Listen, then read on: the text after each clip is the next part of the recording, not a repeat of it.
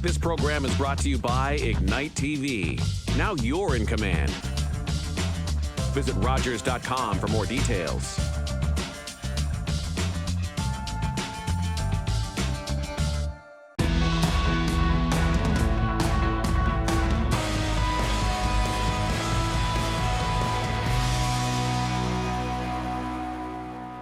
What's up, guys? Welcome back to QuaranTV. We had a lot of fun last week talking to Jerry Green and Mike Sanderson, of course. We're going to keep the hockey-related news in touch with the QMJHL, talking with contributing writer to the QMJHL, Will McLaren out of Halifax. Will, thanks so much for doing this, buddy. I know things have been busy, but at the same time, I'm not sure how you've been holding up down there in Nova Scotia. Well, first of all, Chris, thanks for the invite. It's always great to be on the air and have a chance to chat with you and connect with the folks back home in New Brunswick. As far as how things are down here, I think it's like much of the country right now. We're pulling out as best we can under some exceptionally challenging times. It's good to get away from that a little bit and talk a little bit about the Q with you. Excellent, thanks. And, of course, my other guest, no stranger to the media, the voice of the Cape Breton Eagles, Pat McNeil. Pat, I know, obviously, I was talking to Jerry and Mike last week. We were talking about the season that was or wasn't, if you will. Cape Breton was making a strong run and a strong case at a President's Cup this year. Thanks for joining tonight. I'm really excited to have a chat with you. Yeah, thanks for having me on, Chris. Been on Rogers a number of times. It's always fun to talk to people there and touch base. And as Will said, it's almost a good diversion, as cliche as that's becoming to say, with everything that's going on. I look forward to talking some hockey. Guys, we're going to get right into it, and I'm going to get both your thoughts and opinions on this. Now that the season's over, the draft is coming up, you're focusing on what's going on. Who could the contenders be next year in the QMJ? I mean, there's been a lot of movement that took place over the trade period. Again, nobody knows exactly what's going to happen in regards to trades. Will we see any movement clause there? But in your thoughts and opinions, who could we see come out as a contender next season? Well, I think it's going to be a bit more wide open, especially in the Maritimes, because St. John has been the team that's been building, and they're not quite ready yet. They'll just take a big step forward next year. But I think the Maritimes will be fun because maybe you don't have a team that's ready to win, but you should have a lot of teams that are going to be competitive. Even Bathurst, you look, they were way in last year, but they lost an inordinate amount of one-goal games. So they're going to be a team that's more competitive than people realize. Off the top of my head, I would have to say Sherbrooke would be the favorite, even though I think their top three scorers were the 320-year-olds. And, of course, Samuel Poulin could make the jump to the NHL. I don't think people expect it, but it's not impossible. But Samuel Hilledy would be back, I would assume, as a 19-year-old goaltender. And he might have been the best goalie I saw this year, though right in our backyard, Kevin Mandolise was exceptional. So, to me, that would be the team that sticks out right away. But I think the league might be more competitive from top to bottom next year than it is usually. So that's something to be excited about if we ever get back on the ice. Will, I'd love to get your thoughts and opinions on the same situation. Yeah, and much to Pat's point, I think it will be a lot more of a level playing field as opposed to this year where really there was, 3, maybe 4 teams that were very much in the running. Agreed on the Sherbrooke point, despite the firepower that they're losing. If Sam Poulin comes back, he's possibly an automatic contender for league MVP. He will have that sort of impact, ready to shoot. A couple of younger guys, such as Xavier Perron, probably ready to step into a bigger role there.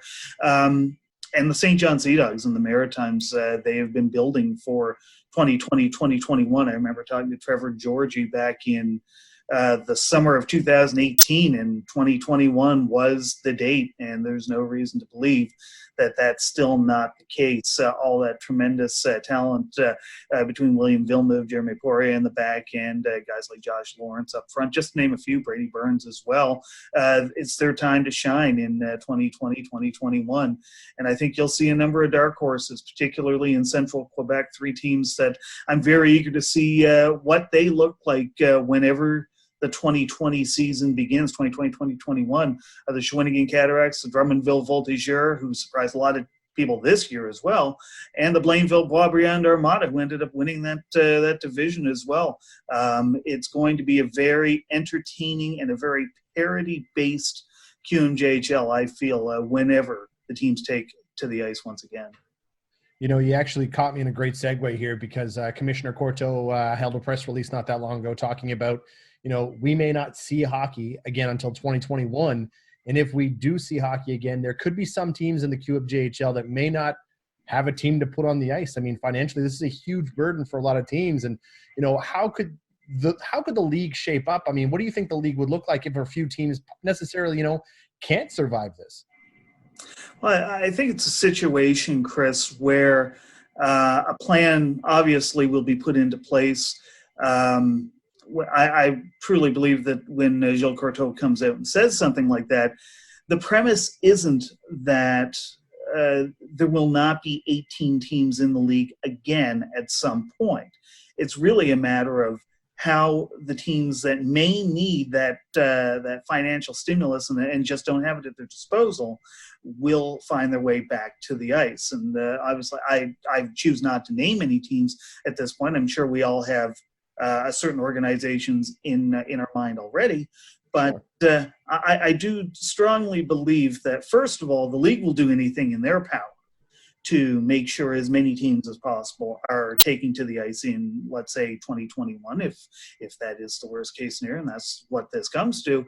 But I still think that on the back burner, you'll just see teams taking that leave of absence, so to speak, and some sort of plan will be devised that will see all 18 teams back in action. Maybe not till 2021, 2022, but I think the last thing that the Quebec League would want to see is a decrease in teams for a prolonged period of time.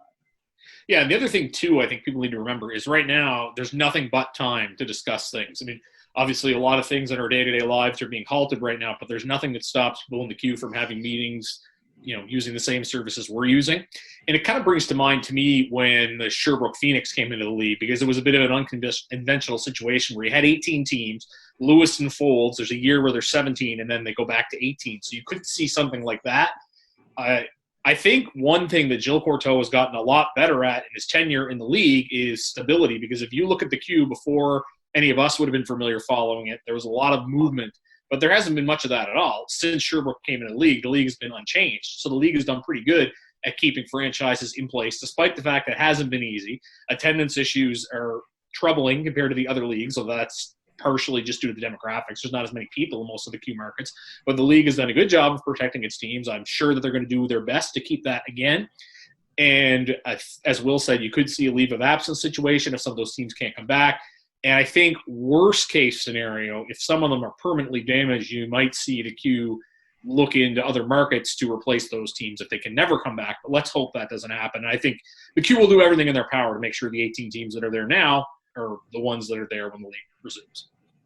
So if we're talking about specifically, the pandemic and what's taking place, an interesting question that's been brought up a few times now, and I've been asked, and I have no idea how this is going to play out, but do you think something like this, albeit it's probably, I'm not going to say once in a lifetime situation, but certainly something we've never seen before, but do you think this is something that could, potentially throw a wrench in future trade plans, for example, future prospects going at the draft, things like that? I mean, how does this all play out? Because there's about 3 or 4 teams in the league this year that if nothing does get done here, and again, it's an act that we've never seen before, like I said, so you never know, but will this put a halt on a few things like future prospects down the road?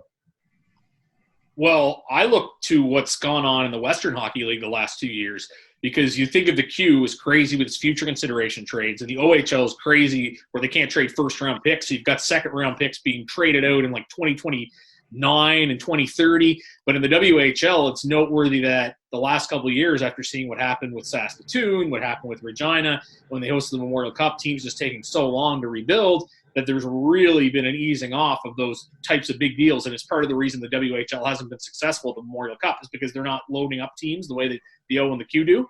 So that is a precedent right there that a certain event can change teams' mindset. So obviously this is outside the game of hockey, but you'd have to think you always make a trade in the Q under a certain pretense. And that pretense has been this season will conclude. That's never been a question. It's never been a question that the President's Cup is going to be awarded that year. Well, now we're seeing, something we never thought about. Maybe we're not going to see a trophy awarded this year. So it is going to be interesting, the psychological effect that it has on teams going forward, and perhaps it will alter the mindset of Q teams. And we'll have to wait and see, and hopefully we're not waiting that long, but more important things to worry about in the meantime. Yeah, and to add to Pat's point, and really, Chris, something you mentioned early on in asking that question about the 3 or 4 teams this year who really are left out in the cold. You look at a team like the Chicoutimi-Saguenay, who used 26 draft picks to acquire some of their talent, along with roster players as well. The Moncton Wildcats, of course, they went all in, and those teams are going to find themselves, if nothing gets done behind the 8 ball in terms of rebuilding the organizations, it'll be very much like the WHL in those 2 markets where you may not see a competitive team for 5, maybe even 6 years. Now, further to Pat's point, I will just throw this out there. Of course, in the WHL, players that are drafted are bantam age, typically. So you're talking about 14, 15-year-olds as opposed to 15, 16-year-olds. But regardless, you talk about the fact that this is the first year that we've never seen a championship trophy awarded, President Cup or a Memorial Cup. And when severe consequences or severe situations like this come up, obviously the league has to look to maybe write an addendum of some sort to their rules, their regulations. Does that mean that there is some modified compensation structure put into place for the Chicoutimis, the Monktons, the Cape Bretons? Perhaps. This is all uncharted territory. I know we've been hearing about that for weeks in all walks of life. The question that I would have is, where does it end? Right. Is it just the first round picks? Is it just the second round picks? Is it just the teams that had certain place in the standings? Obviously, that last one would be a very extreme case, but I think I will say this much. If ever you're going to see a situation where the league radically changed the rules to accommodate a situation like this, obviously now is going to be the time. Quite frankly, we don't know what the future holds. We don't know if we are going to go down this road again. I'd like to think that the league will do everything in their power to make sure that the teams and the league itself is protected in the event we ever come across something as wide-reaching, as widespread as what we're in right now. Before you go ahead, Chris, with the next question, I just wanted to quickly add this. Right now, I think there's going to be a lot of sympathy towards teams like Moncton and Chicoutimi that gave up so much. But if the league were to drastically make rulings to compensate those teams, how long would it be before the public perception turns to sympathy for a team like Halifax, who went in to the Memorial Cup under the understanding is we're not going to be good next year, but enough of these guys are going to be coming back that we can trade them and use the assets that we're going to get to rebuild. So no matter what you do, it seems like someone's going to get shortchanged. The Q's not in an easy situation, and you can't envy the decision makers in that respect. Well, I'm glad you brought that up, because that's exactly what my next point was going to be as a caveat there, and that is I feel for both sides. I mean, Pat, again, and we're in the media, we're seeing these teams roll through constantly, and when you see it happen, you have to feel for the Cam Russells of the world. I mean, Halifax acquired a lot of picks and a lot of movement, and he's been a fantastic GM in Halifax for a long time, and so you'd have to feel for him if some of this stuff doesn't go his way, because that's part of his plan. Now, again, if the shoe was on the other foot, I'm sure he would also want to be compensated the same way that some of these other teams would. But I don't look at a Chicoutimi. Yes, Chicoutimi gave up a lot, but on the flip side, they're going to acquire a lot, because Dawson Mercer will be back in the QMJHL next year, and they'll acquire a bunch of assets for him. But you're right. I'm looking at – I feel for the Rimouskis of the world, just because, again, a guy like Alex Lafreniere, which is kind of a caveat to my next question, but fans didn't get to see him have his playoff run in his final year, arguably in the QMJHL. There's a good chance that we won't see him again next year. But anyways, let's move on, guys, because I want to kind of follow up with the Alexis Lafreniere situation. That is, looking at some of the prospects we've seen this year, who impressed you the most, and who do you think is more eligible to, be a high-end draft pick in the NHL that's not Alexis Lafreniere? I think you've already named him in your previous comments there, Chris. For me, it's Dawson Mercer. At every turn this year, he has proven himself in every situation. Think back to September. He comes into Drummondville.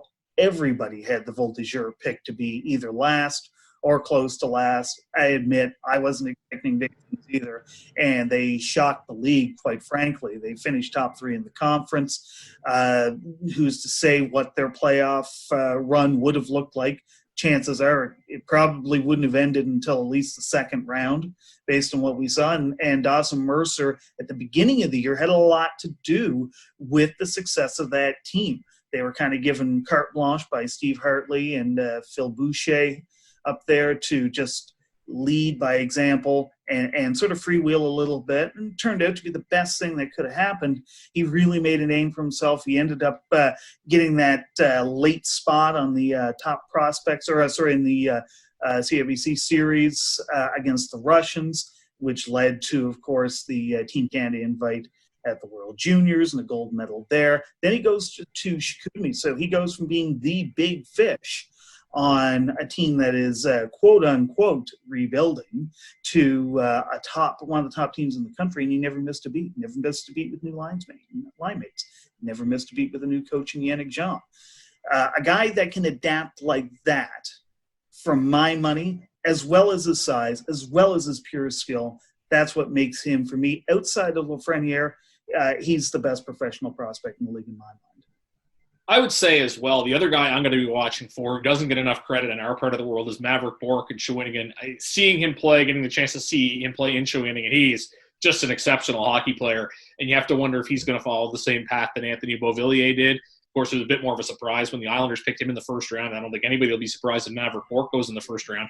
To me, I guess the bigger thing more so is all the question marks surrounding all the first-round talent because of the amount of injuries. Hendrix Lapierre, how much is his status going to drop because of all the concussions he had?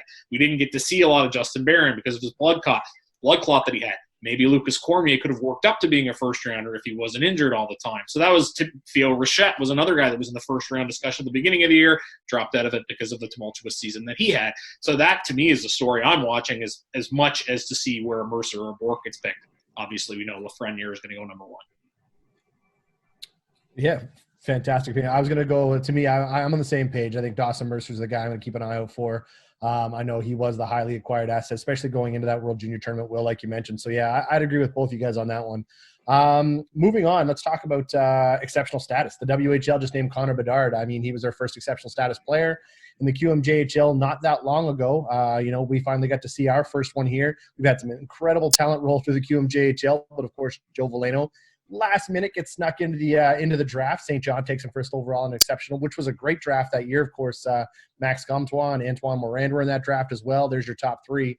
When do you think, if ever, the QMJHL could ever see another exceptional status player? I think it depends on the player. The thing with Joe Veleno, people have to remember, is I think some people were questioning that because he didn't necessarily dominate the league. Although, worth noting, he scored the OT winner in Game 2 against Cape Breton in the second round. Probably the youngest player to score an overtime playoff goal in the CHL history.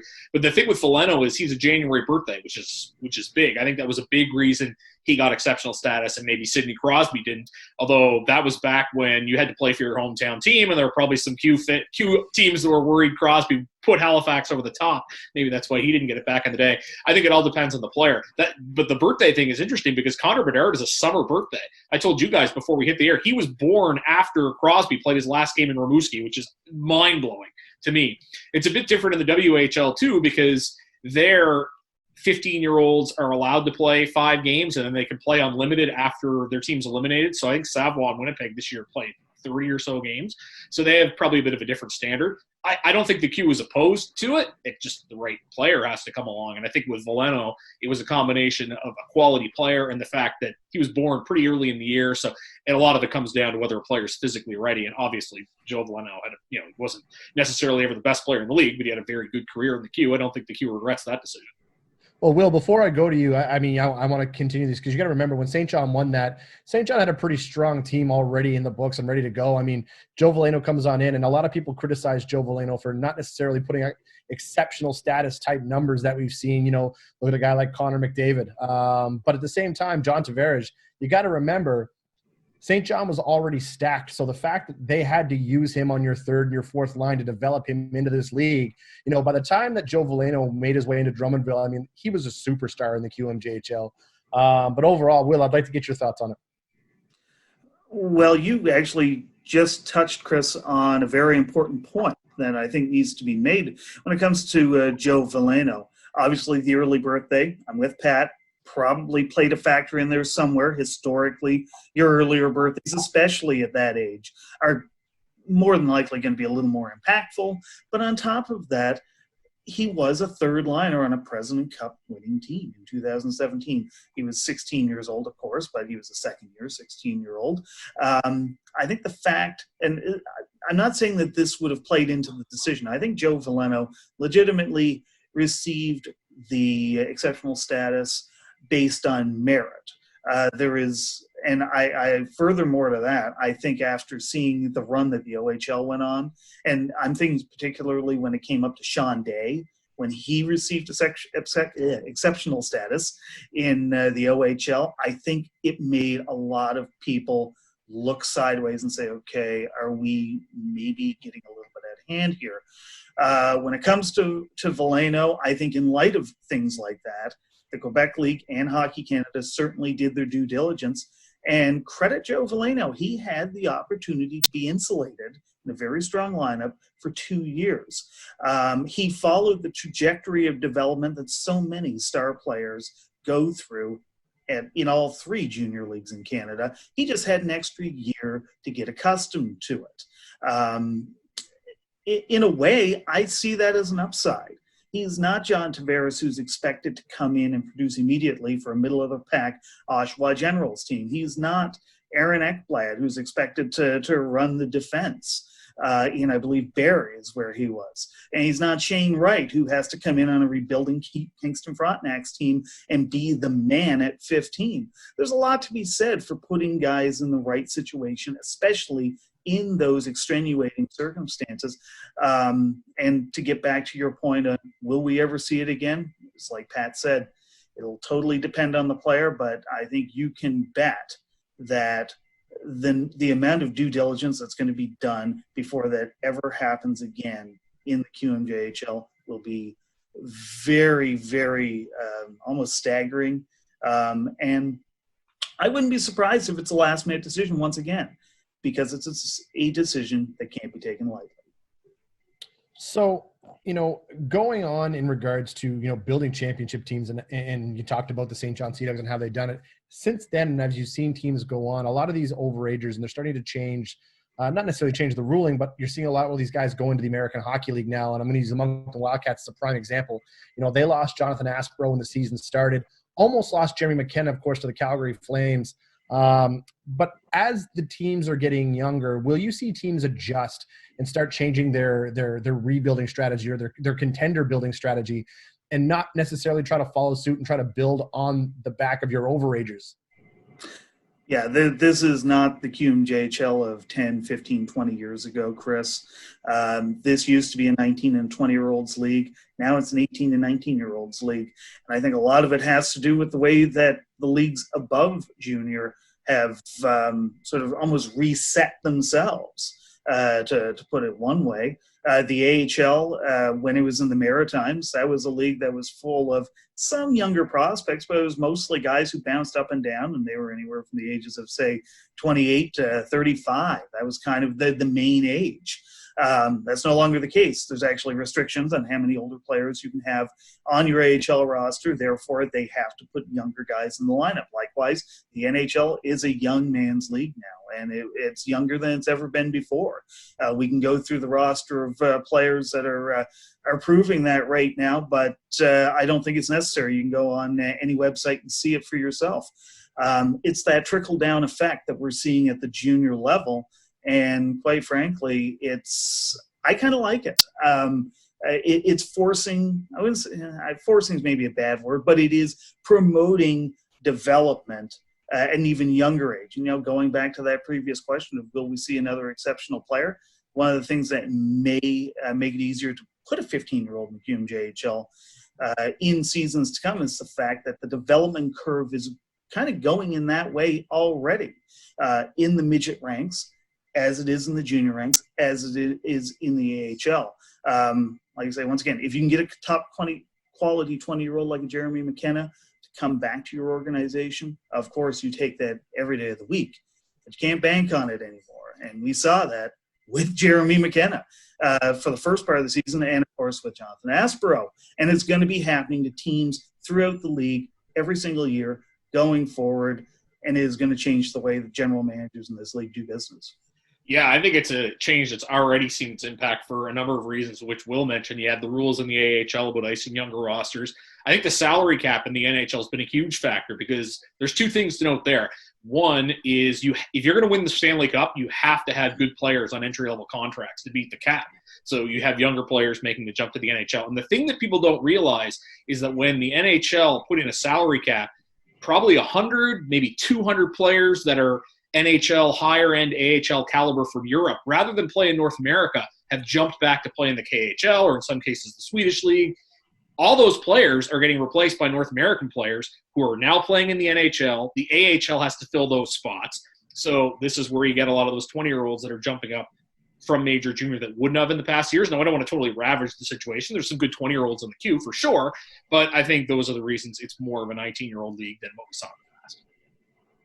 Guys, in 30 seconds or less before we have to shut this down, because I could do this for another hour. I'm having a great time. Will, I'd love to get your thoughts and opinions quickly in regards to, the summer that's coming up. In your opinion, do you think we could see hockey as early as September? Highly unlikely. Highly unlikely. It just doesn't seem to be going that direction. I think a lot of flattening of the curve and, in fact, eradication would have to happen quickly. If a vaccine gets developed in the next couple of weeks, obviously all bets are off. Everything's off the table. But not to say that I wouldn't love to see it happen, Chris. Just highly unlikely for me. And last thing for you, Pat, I want to bring up quickly. I saw, obviously Igor Sokolov's got a lot of love in Cape Breton for everything he had done down there. How special was it to see a guy like him contribute to as much as he did? Oh, awesome, for sure. And I'll just say I echo Will's sentiments. Unfortunately, I think it's probably unlikely we see things getting back underway.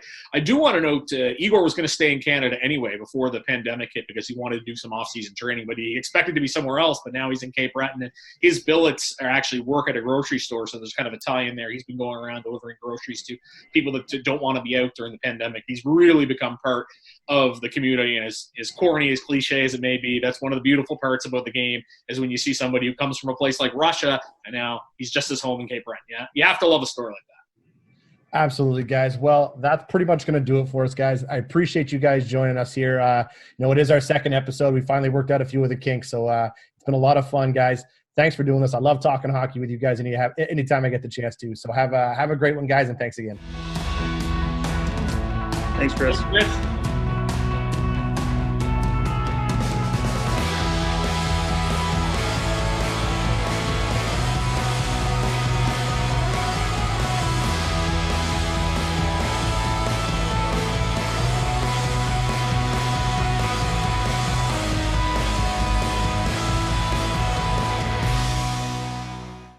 Call the Rogers TV viewer response line, email us, or connect with us on social media.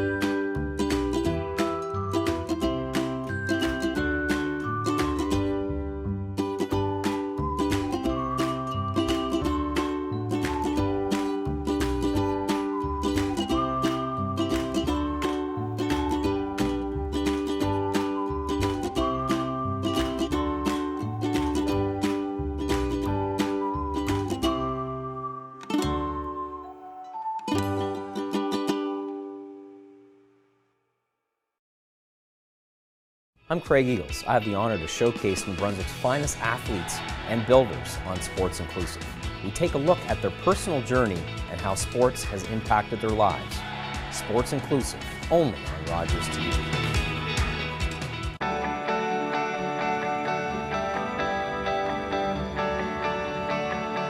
This is Rogers TV, New Brunswick. Now, I can't be specific about the heroes and zeros, but our protagonist is a